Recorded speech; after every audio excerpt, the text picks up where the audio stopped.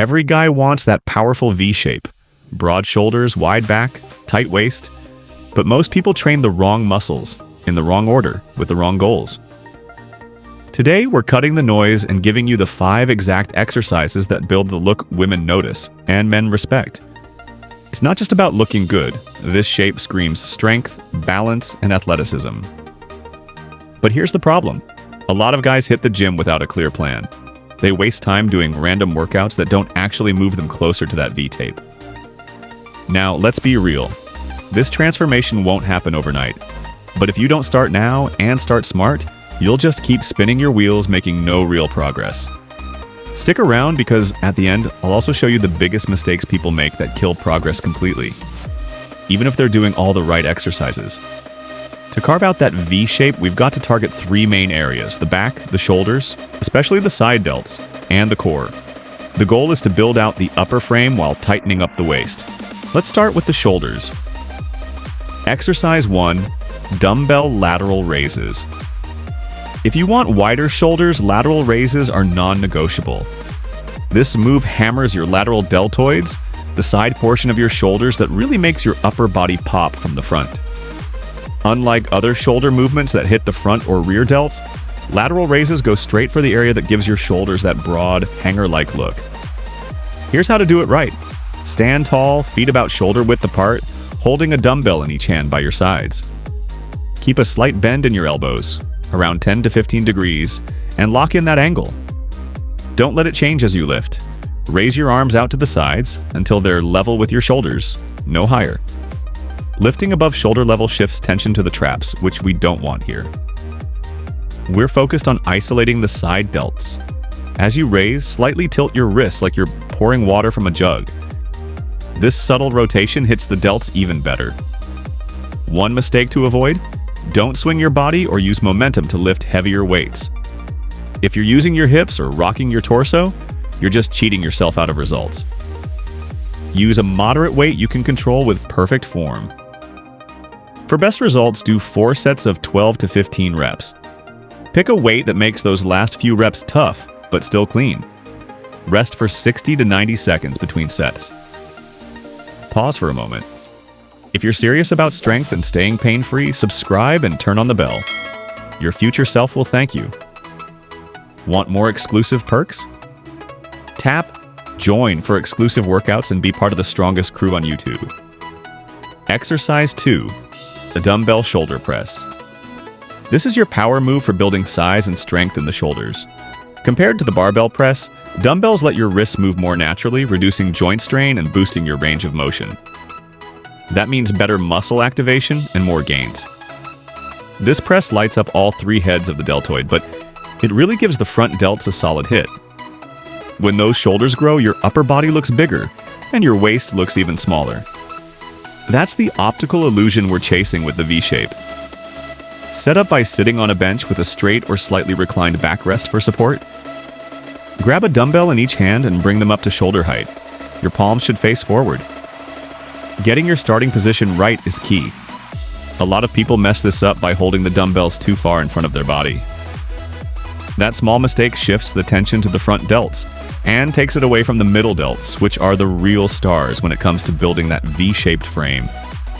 When you press the weights, imagine you're trying to punch the ceiling straight above you. The dumbbells should move in a clean, straight line upward, never backward. Letting them drift behind your head cranks up the risk of shoulder or neck injuries, which we obviously want to avoid. At the top of the lift, your arms should be almost fully extended and the dumbbells nearly touching. But don't lock your elbows. Keep a soft bend to protect your joints.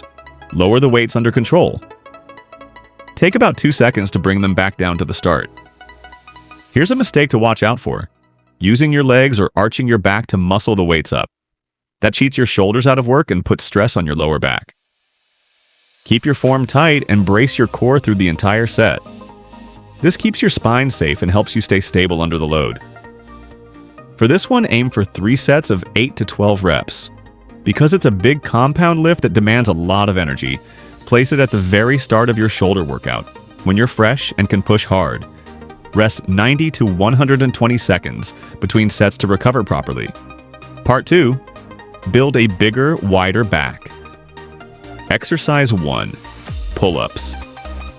Now let's talk about your back. And yes, we're starting with pull-ups. If you just thought, but I can't even do one pull-up, relax. I've got you covered with 2 solid alternatives that'll build your strength until you can. First though, let's break down why this move is so important. Pull-ups are hands down one of the best exercises for creating that broad, powerful back. They target a bunch of muscles all at once, but the real focus is the latissimus dorsi. That's the muscle that flares out along the sides of your back and gives you that signature V shape. When developed, the lats make your torso look wide up top and narrow at the waist, but they don't work alone. Pull-ups also hit the middle back, including the lower traps and rhomboids, adding thickness and density to your upper body. Now, for proper form on the standard pull-up. Grab the bar with your palms facing away and your hands a bit wider than shoulder width apart. That wider grip activates the lats more. Start from a dead hang, arms fully extended. Engage your shoulders slightly before pulling. As you begin, think about pulling your elbows down and back, like you're trying to bring your shoulder blades together. Don't just yank yourself up. Control the motion with your back. Pull until your chin clears the bar. Even better, aim to touch your upper chest to it. Then lower yourself slowly, taking 2 to 3 seconds to come down. That slow negative or eccentric phase is where a lot of the muscle building magic happens. Avoid relying too much on your biceps. Many people turn pull-ups into glorified arm curls. Stay focused on pulling with your back and let your biceps assist, not dominate. Also, ditch the momentum. Swinging your legs or using your hips might get you over the bar, but it kills the tension on your back muscles, and that's what we're trying to grow. Part 3, shrink your waist, strengthen your core.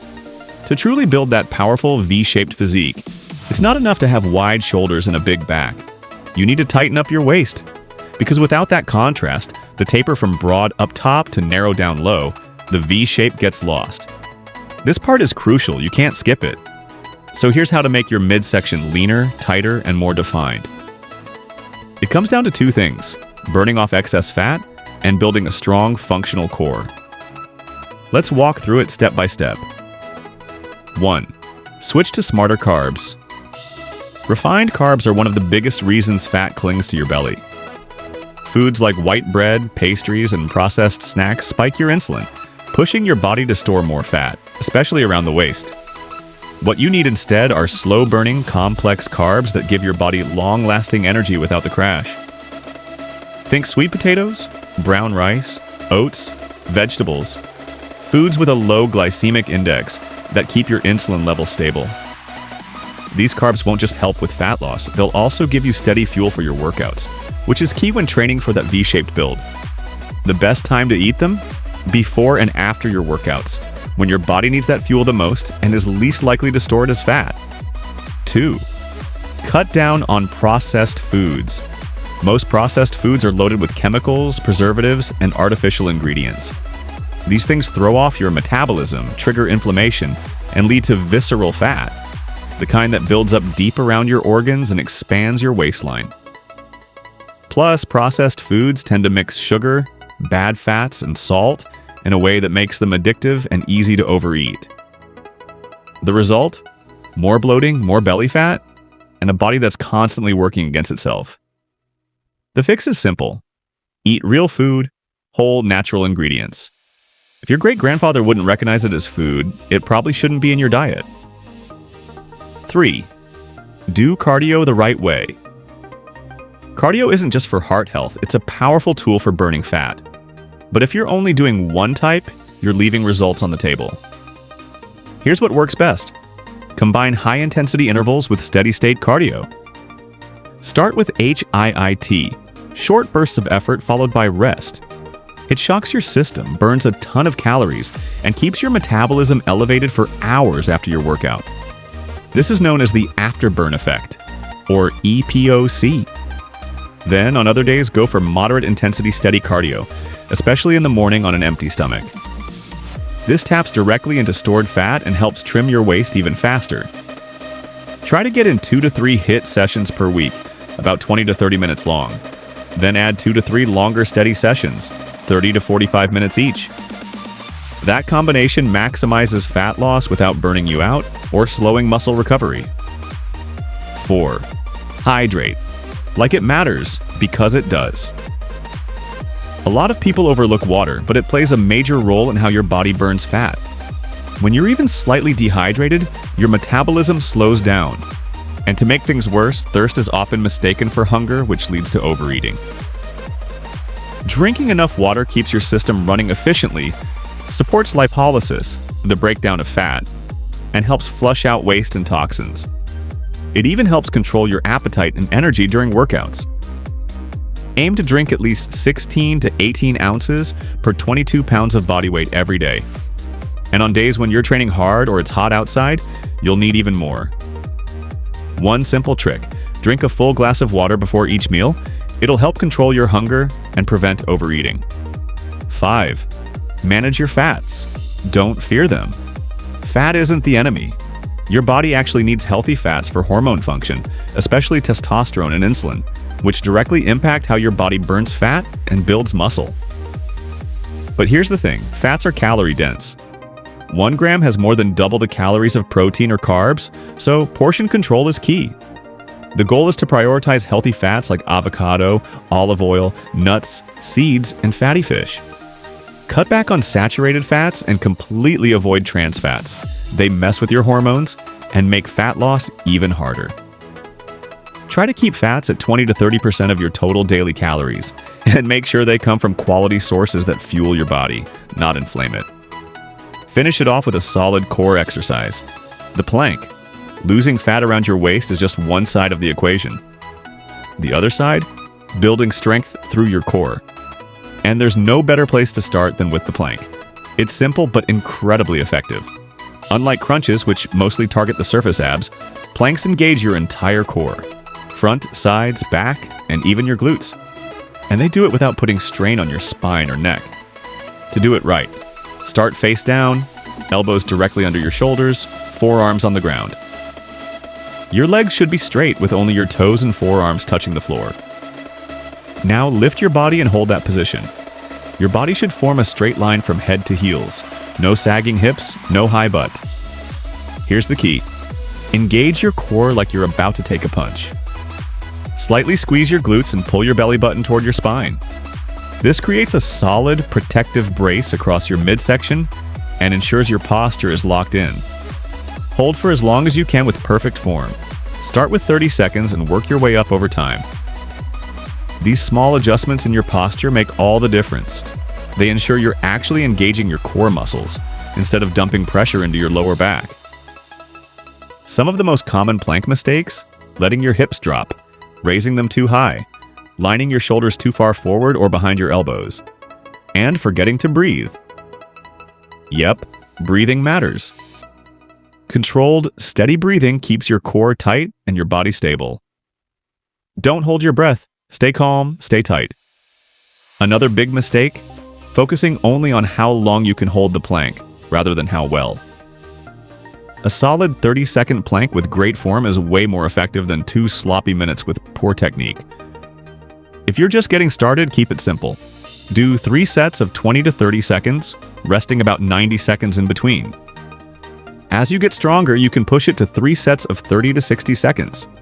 And here's a useful tip: save the plank for the end of your workout, or do it on your core-focused days. Performing it before heavy compound lifts like squats or deadlifts can actually mess with your core stability, making those lifts less safe and less effective. One final note: we've covered the 5 essential strategies to reduce your waist and strengthen your core, and you've now got the tools to shape the powerful, athletic V-taper physique. But before you head off to train, here's something important. None of the exercises or strategies we talked about will deliver real results if you keep making the same mistakes most people do in the gym. Want to know what those mistakes are? We're showing a video on the screen right now that breaks down the most common training errors and how to fix them. Make sure you watch it next. That's it for today. If you found this helpful, make sure to subscribe to the channel and turn on notifications so you never miss out on new workouts and tips. Let's keep getting stronger together. See you in the next video.